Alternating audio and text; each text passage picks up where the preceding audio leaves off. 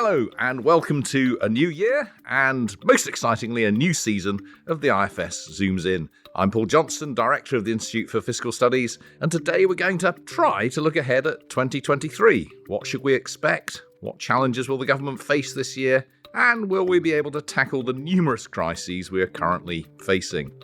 So I'm delighted to be joined today by two experts in their fields. Dr. Hannah White, who's Director of the Institute for Government, and Professor Anand Menon, Director of the UK in a Changing Europe.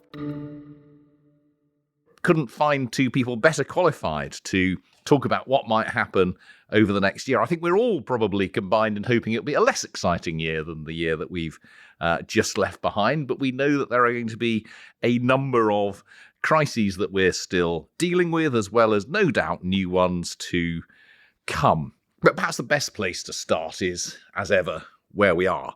2022, as we know, was a pretty difficult year for some reasons not much to do with us. President Putin invading Ukraine has had repercussions across the Western world and has been part of, though by no means all of, the reason for the high inflation and cost of living crisis that we're facing. And then, of course, we had the extraordinary political instability of goodness knows how many prime ministers, chancellors, and probably hundreds of secretaries of state over the past year. Hannah, can we at least expect something a little bit more calm on the political front this year, do you think? I think we probably can. I think at least we can probably assume that the Conservative Party's appetite for regicide has been sated for the time being. I think, frightening though it may seem, everybody is already quite fixed on the date of the next election, which will have to happen by January 2025, depressing though that may seem. God help us. And the idea of another change of leader between now and then is, I think, well, when we say it would be unwise, I think many of the things we've seen in the last year as well were possibly unwise as well. But yeah, so I think we will experience probably a calmer period. I think actually I've already noticed some of the media feeling a little bit uncomfortable with the idea of the prospect of boring government coming up, and maybe a bit more technocratic styles of leadership that we might be going to see from Sunak and Starmer. But I think the rest of us might rather welcome that. And how much authority does Rishi Sunak have over his government at the moment? Is he able to do what he wants to do, if we know what it is that he does want to do? Well, we're getting a little bit more idea, aren't we, after his speech at the beginning of January? I think that's a really good question now. And I was thinking about this and thinking he's in quite an anomalous position as a new prime minister. You would normally expect someone who's just come in to, have a bit of a honeymoon period, to have lots of support from their backbenchers. But actually, he's come in these very specific circumstances after, a long period of Conservative government as the latest in a succession of Conservative prime ministers, with a whole lot of people on the backbenches, over half of whom have held ministerial office since the start of the Conservatives being in power, many of whom don't feel a great deal of loyalty to him, don't think that they necessarily have a great deal to gain from supporting his leadership, may fear losing their seats at the next election, and therefore think that perhaps they have more to gain by rebelling, by defending the interests as they see them of their constituents, which may diverge from what Rishi Sunak wants to do. So I don't think he's going to have an easy time, and far from what other new prime ministers might have been able to expect. Yeah, so not much of a honeymoon period. Anand, what are your predictions for the next 12 months?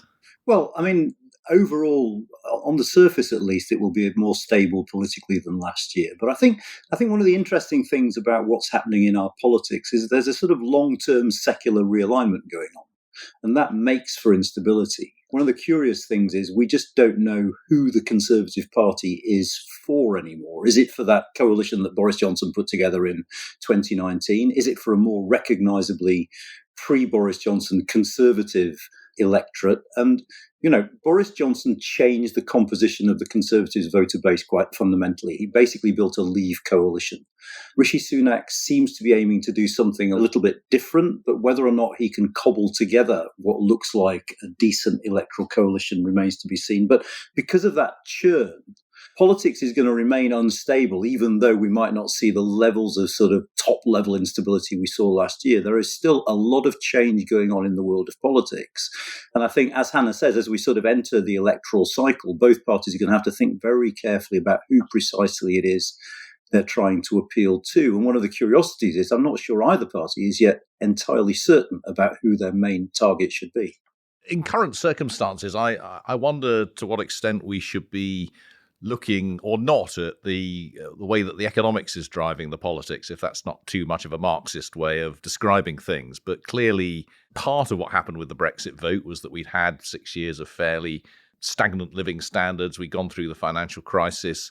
We're now coming into, as Hannah horribly reminded us, an election in a couple of years' time with the cost of living crisis, the OBR suggesting that incomes over last year and this may have their worst couple of years pretty much on record. I mean, to what extent is that cost of living crisis going to be driving everything in politics over the next year or two? Or is it overblown? Is this something that actually most people, despite what you see in the news, aren't going to be seeing as driving their politics? I mean, I think it will drive our politics. If you look at the Ipsos Issues Index, then economics dominates that now in a way that it hasn't for quite a while. And that has several interesting implications, one of which, sort of in my area, the focus on economics is changing how people think about Brexit. One of the most interesting trends last year was the rising number of people who now think Brexit has been bad for the economy. In some ways, it has to be said unfairly. I think people are attributing to Brexit stuff that has nothing to do with Brexit, but be that as it may, a focus on the economics means that people reinterpret what Brexit is and what it has done to us. The second thing that's quite interesting, I think, about the economic crisis is there is a danger that the cost of living crisis obscures the fact that we're also living with the implications, as you intimated, of 10 years of sclerotic growth, of 10 years of low productivity, that there is a long-term problem hidden behind the short-term issues around the cost of living crisis. And one of the rather depressing things about our politics is that no one seems to have an idea how to address that longer-term problem. It's really tough, isn't it? Because it's easy, politicians, it's actually easy for us to talk about tax policies and welfare policies and public spending and what that does to the debt and all those sorts of issues. But actually articulating a growth policy or an industrial strategy or a set of policies which will lead to higher productivity in the long run is extraordinarily hard. I mean, you've got the Liz Truss sort of vision, at least, of low tax and low regulation as a way to growth. But every industrial strategy we've seen over the last decade and more have tended to be kind of vast, inchoate documents of things for space and things for metal and things for biotechnology. And it doesn't add up to anything very much that anyone can see. But presumably, Hannah, this is something that Rishi Sunak is going to have to try both to come up with and to communicate over the next year, not least, as you say, in the context of an election. Yeah, I think that's right. And I think, when you asked earlier whether, economics is going to be a focus, I think it is really for two reasons. One, because of his past experience as Chancellor, he's going to tend to see his government through an economic lens, I think. But also because all MPs are going to be, through their postbags, their approach and their interests are going to be shaped by the experience of their constituents. And even if, as you say, not everybody is feeling the impact in the same way, I think the extent of the impacts and the universality of, the breadth of people who are being affected is going to mean that this is a high priority. But as you say, it's not an easy thing to communicate. At the Labour Party conference last year, Labour starting to sort of talk about their great British energy idea, starting to sort of try to talk about sort of green jobs and these sorts of things. But I think, as you say, the idea of articulating to the electorate what a growth strategy would look like and the merits of one growth strategy as opposed to what your political opponents are trying to argue, is very difficult to communicate. So, in terms of sort of retail policies that you can take to the electorate, Liz Truss's sort of vision of talking about growth and in very broad brush terms, how she thought we could get there is about as far as you can get, I think, in terms of something that might or might not be persuasive to the electorate. And one of the problems, actually, is that a lot of pro-growth policies aren't very popular. I mean, we know that reforming the tax system, reforming the planning system, building roads and airports and all those sorts of things are good for growth, but people don't like them. And indeed, even this government and many before it have tried to do things on planning. They've tried to do things on tax, and they just can't do it because their backbenchers won't wear it, and the backbenchers won't wear it because important sections of the electorate won't wear it. And the same's true of a closer relationship, arguably, with the European Union. Whatever the pros and cons of Brexit, it wasn't a pro-growth policy.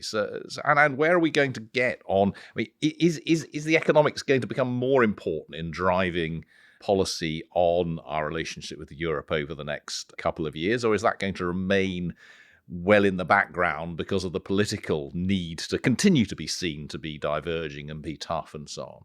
I mean, that's the key question, isn't it? I mean, there are two interesting trends that I take from the last sort of few post-referendum years. I mean, firstly, because of political instability, the long term has meant Friday, hasn't it? I mean, no one's thinking beyond, can the government hold on? Can we get through this week? And actually, there's been such chronic short-termism that has badly affected policymaking. And the second, I suppose, is in some ways, Brexit was a triumph of politics over economics.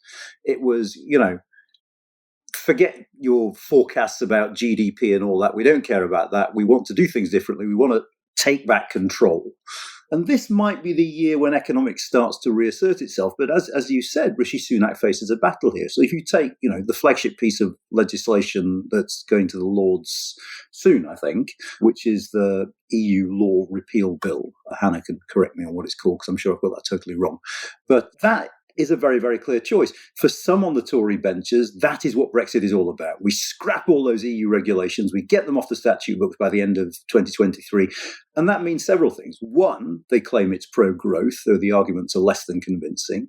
Two, politically, they say that makes it impossible for a Labour government to take us back near the European Union. If we fundamentally diverge by then actually Labour won't be able to drag us back into the EU's orbit. So it's a very sort of ideology of Brexit argument. Against that is the economic case, which was business wants stability.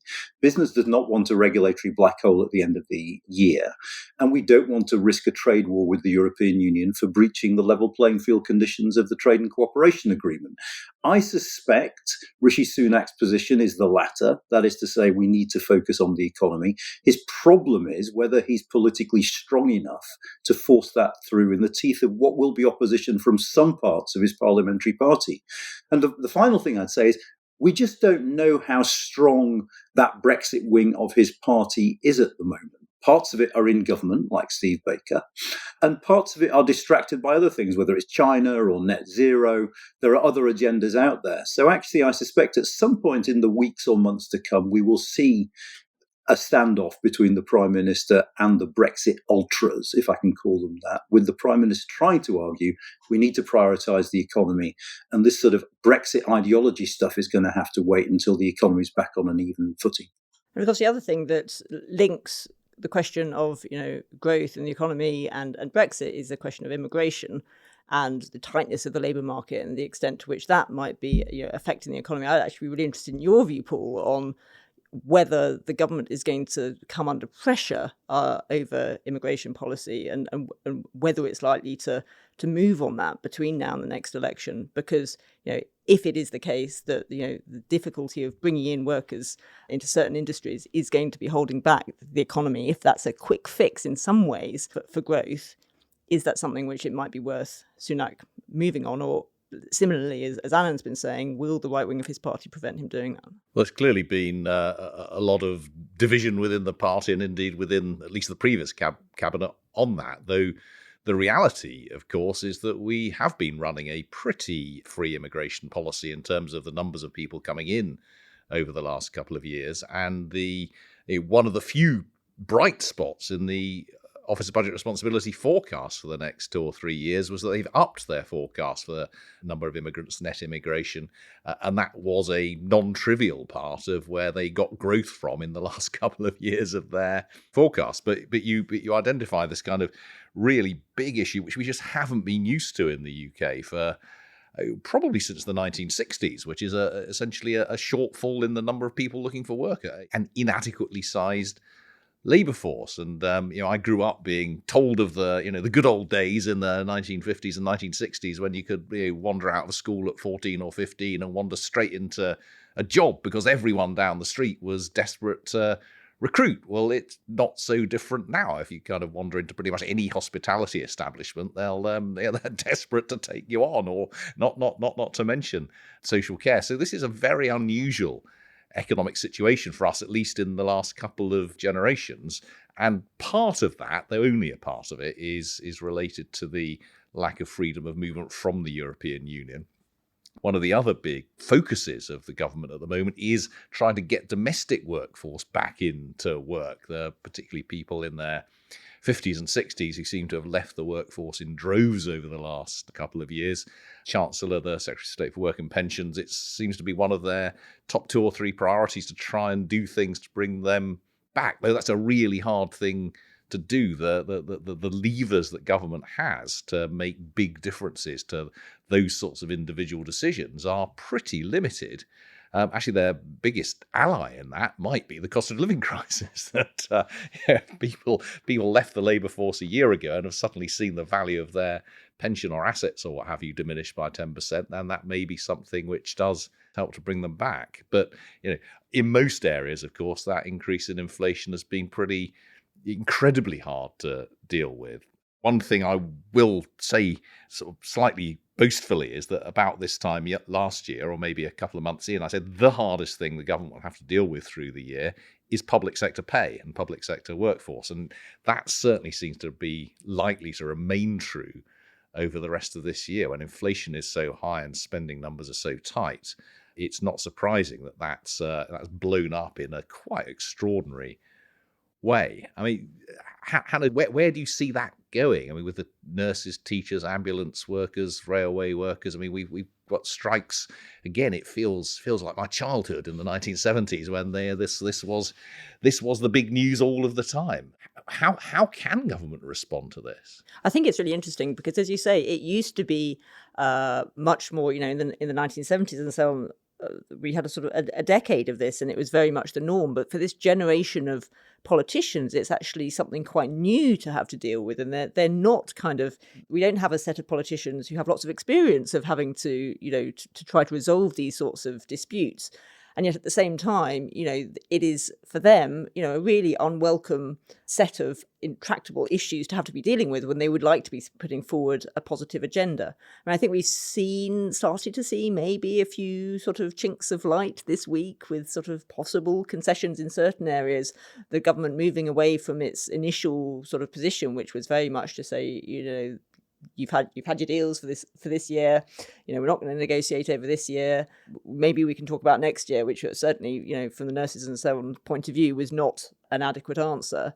But I think it's tricky because, as you say, the government will feel that as soon as they give ground in one area, even if it's in relation to a workforce that the population has a lot of sympathy for and so on, they are setting a precedent for others, and they are worried about letting the public sector pay bill get away from them.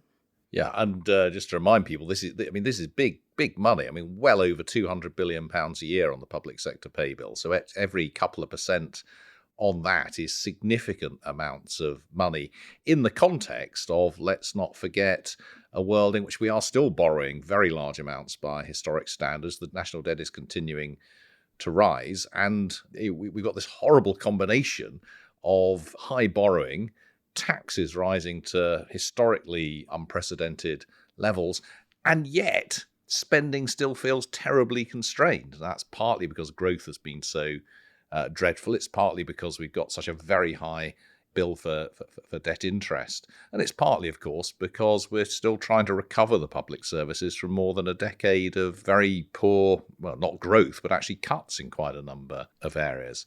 Anand, do you have a sense of where are the electors on this? I mean, where are people on both the sort of strikes and sympathy for public sector workers and in their views of where we need to be on public spending? I mean, at the moment, it seems that there is a degree of public sympathy for the strikes. And I think, as you were just saying there is a sense that actually this isn't just an immediate crisis, but this is the result of stagnant wages over a decade or more for some of these public sector workers. So that sympathy remains.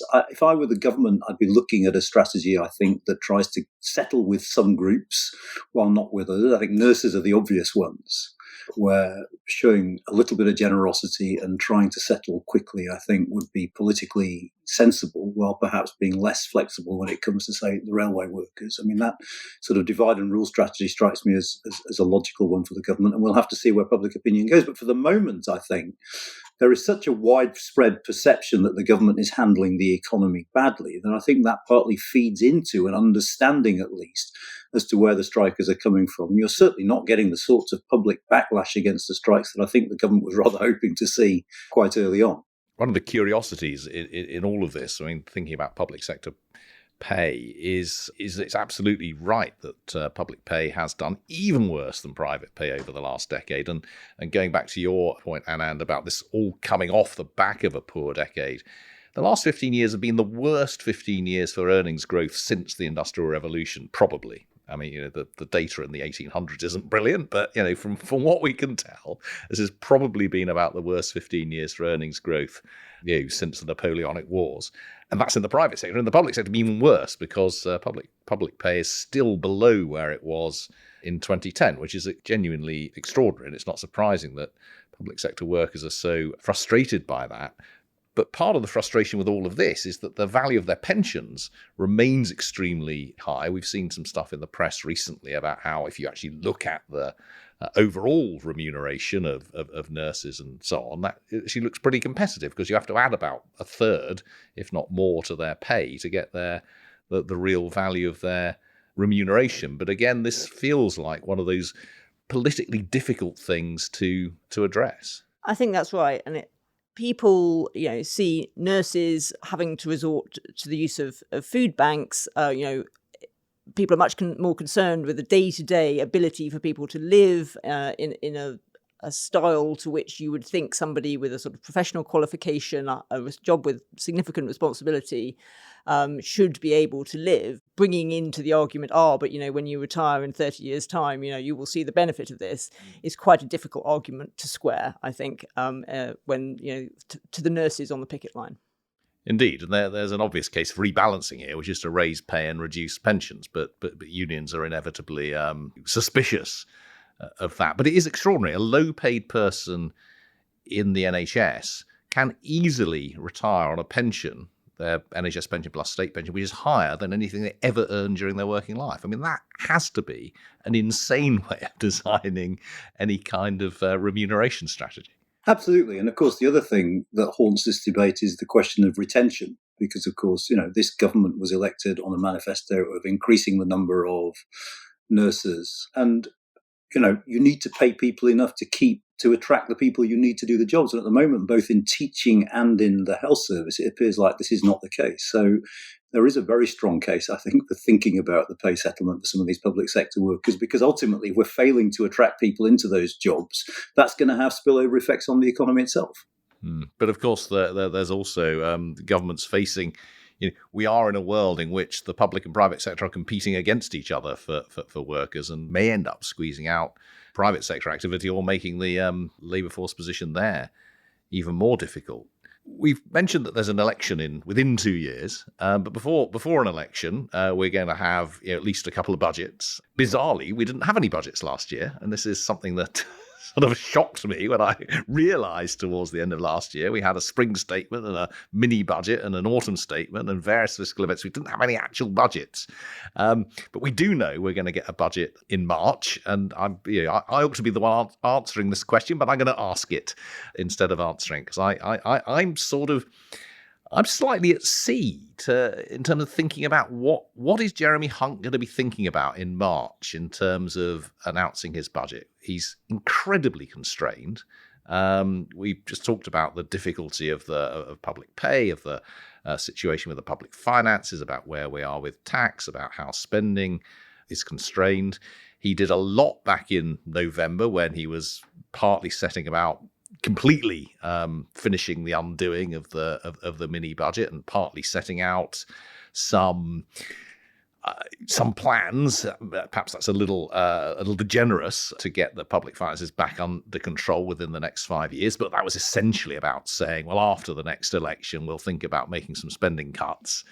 Over to you, Rachel Reeves. But we do have a budget, and he can't really do nothing in that budget. So, Anand, first, what do you think we're going to be looking at from that point of view? I have to say, I feel this is a slightly absurd situation where you're asking me this question. well, but I'm looking for inspiration. I mean, hand on heart. I mean, I would turn it back to you and say, what do you expect? I mean, I think, from a political science point of view, what is interesting is, whilst, as Hannah says, we've got 2 years before we have to have an election, it is always possible that the Conservatives might decide to go early. I think it's very unlikely that the Conservatives will decide to go early, but I think, everything from here till the election is going to be increasingly political in nature.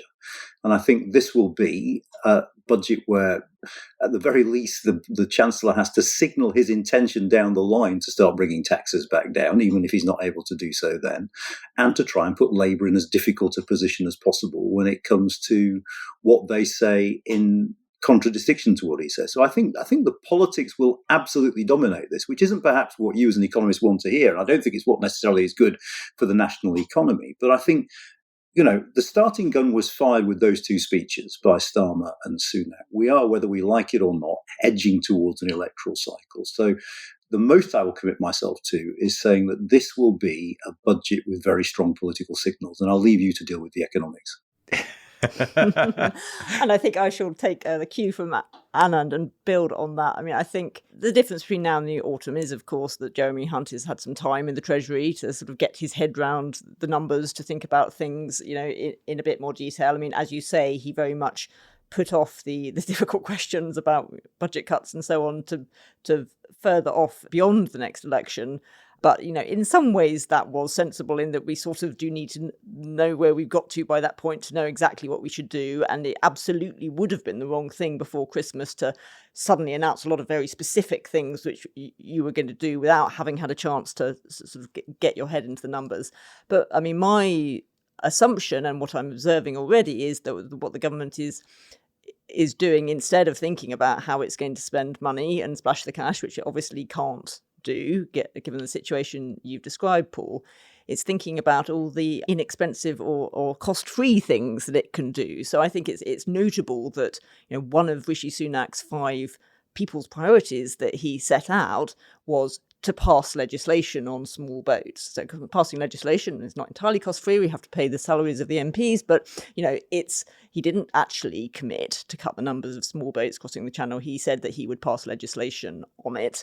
I think we will see an increasing number of things where the answer is to pass a bill to be able to politically talk about your priorities rather than spend money. And then there are other things like, for example, we haven't heard very much from Rishi Sunak about the levelling up agenda, but things like, more devolution deals, mayoral combined authorities, these sorts of things which are about sort of changing structures, changing governance, which enable you to talk about how you're sort of pushing power down to, out of Whitehall and Westminster and so on, but don't actually cost you very much because you're just shifting budgets around. Those are the things where I expect government to be focusing where it can. Well, that certainly makes sense from the point of view of where they are both fiscally and politically. But my question was a genuine one about the budget. It does seem to me the room for manoeuvre is remarkably limited, both politically, because there's no way they'll be able to get anything vaguely controversial, I presume, through their own backbenches, but also fiscally, because they may want to be announcing tax cuts, but miserable sods like me will then stand up and say, well, you can't really afford it. Except I see the politics. They can promise them, and then it becomes a problem for Labour to say, well, we're going to raise taxes because this doesn't work. But I look forward to that with interest. It's worth noting, I think, because it is quite striking that one of the prices that the Conservatives paid for putting together that Leave coalition in December 2019 was having a coalition that was fairly united on things like Brexit, or whether footballers should take the knee or not, or whether certain statues should be pulled off walls. but actually quite profoundly divided on the fundamentals of economic policy. That, there is a tranche of Conservative MPs, and you can call them the Red Wall MPs if you like, who are quite in favour of greater investment, a more active state, who aren't necessarily prioritising cuts in welfare benefits. And there are traditional Tories, and they both sit inside the same political party. And I'm not sure I can remember seeing a governing party that agreed less on the fundamentals of economic policy. And that makes Rishi Sunak's job, which is already difficult, as you said, given the economic situation, politically a nightmare as well. Well, let's move on from that then to the two speeches that you've both referred to that probably didn't make much of a splash beyond Westminster, that from Rishi Sunak and Keir Starmer, and the visions that they were setting out. I mean, obviously both constrained by the politics and by their own parties, but can you set out for those of us like me who are genuinely sort of struggle with interpreting these sorts of things? What were the visions that Sunak and Starmer were trying to get across there, and how are they going to build on those over this year? So, I mean, I think Sunak got the better run of it, didn't he? Because Starmer's was immediately overtaken by Harry and Harry's revelations. But I mean, I think Sunak was trying to do two things. One was to sort of set out what he felt was a relevant to the people and yet sort of achievable scorecard against which he would like to be judged, whether the electorate accept that as means by which to judge him.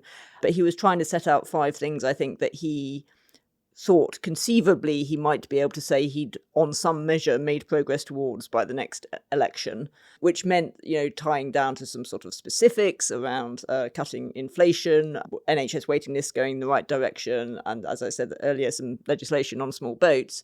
At the same time, I think the second half of the speech was an attempt to sort of say, well, isn't just about these specifics. I have a vision, to refer people to his backstory a bit, to try to sort of introduce himself, I think, to the electorate who might not know him for much more, as he said, than the furlough scheme and those sorts of things.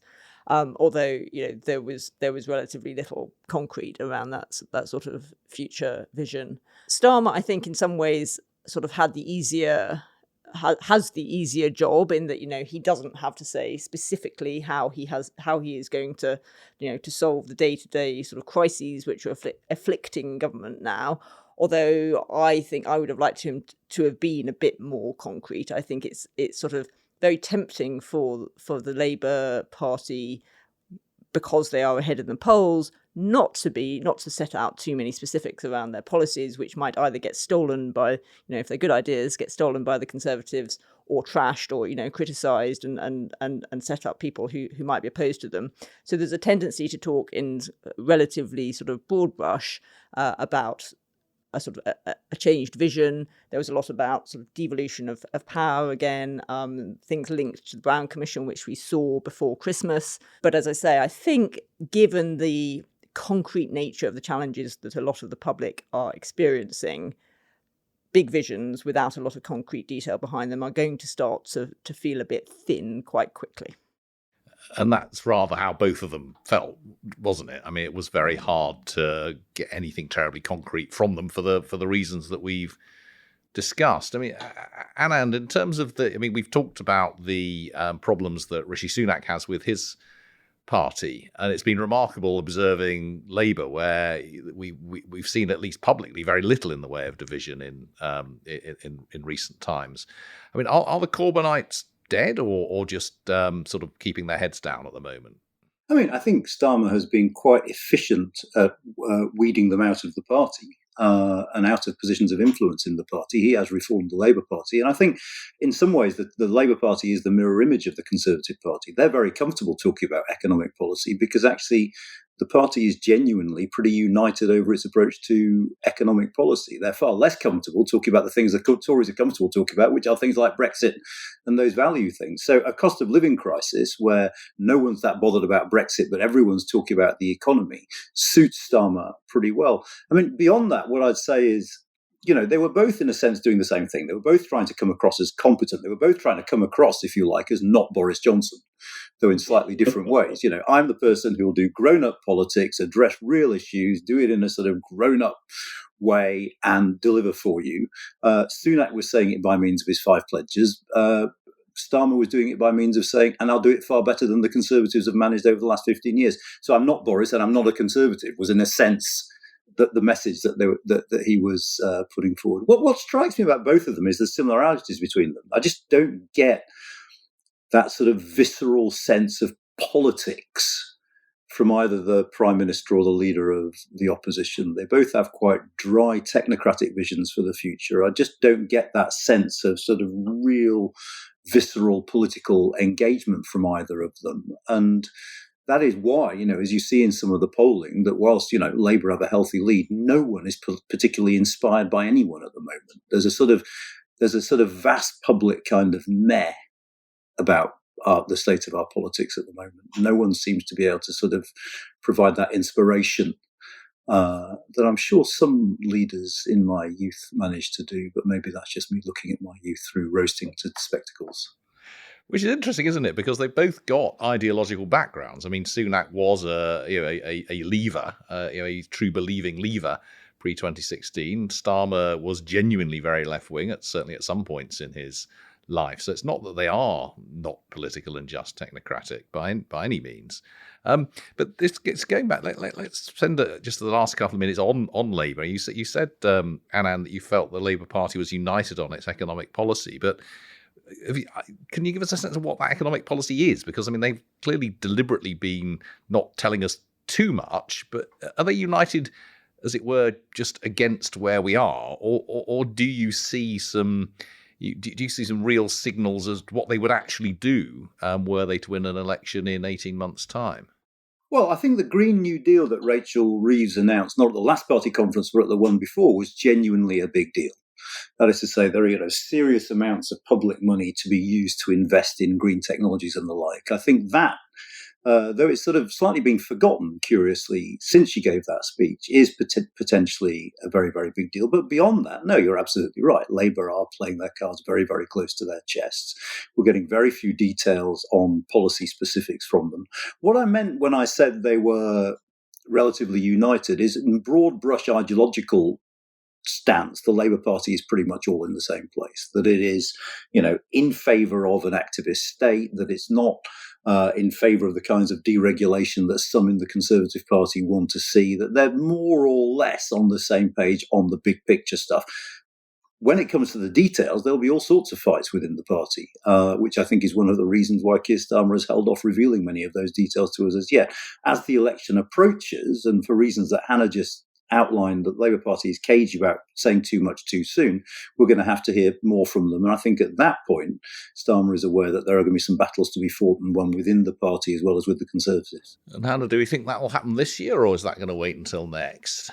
I think the Labour Party will have to draw some conclusions about what it's going to be, what its platform is going to be at the next election this year, in terms of their processes for developing policies and agreeing their policies and so on. They've got a big conference in July, and it's this is where the process starts to crystallise, and then of course we'll start to see some things. I should think at the party conferences in September, and even if we get another set of party conferences before the next election so that would be in 2024. I think the broad outline of where the parties are going to be making their main arguments will already be clear by the end of this year. Well, we should probably finish this with the inevitable question about predictions for the coming year. Anything at all that you think might or indeed might not happen over the next year? Where do you think we'll be in a year's time? Entirely free, but something predictive. Well, I think the thing that for me was I was disappointed was absent from the speeches. And so maybe this is a prediction of something that won't happen, but I'd be really interested in Anand's view on this, was about making progress in Northern Ireland. And the absence of government in Northern Ireland is a really significant problem for the UK. We've obviously, we've talked about the difficulties for both parties in relation to Brexit, but we have the big anniversary of the Good Friday Agreement this year, and if we aren't in a position to resume government in Northern Ireland by that point, I think that will be that should be seen as a major political failing on the part of the UK government. I absolutely agree that would be an indictment of the British government. The only problem is I find it very, very hard to see, if we can use the language of game theory, a win set that incorporates the bottom lines of all the various parties, whether it's the DUP, whether it's the Conservative Party, the European Union. What remains to be seen is whether that part of the Conservative Party that decided it was wedded to sovereignty, that means that the European Court of Justice should play no role in this, is powerful enough to force Sunak to back down. And I think if they are, then a solution will remain elusive.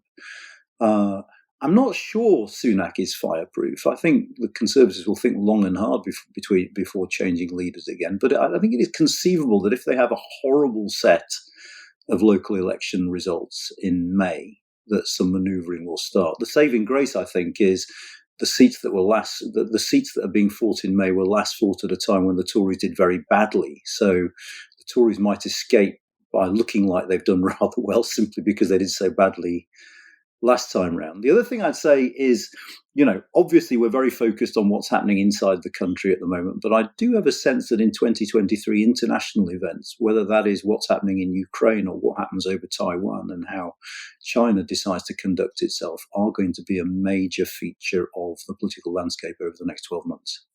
And to end on that note, I wonder whether some of those international events may start to change the economic context here. But if we're sitting here in a year's time, we may just be thinking that the next government will inherit something less disastrous economically. If we've already seen that gas prices have fallen, or expectations of gas prices have fallen a lot, even since the November autumn statement.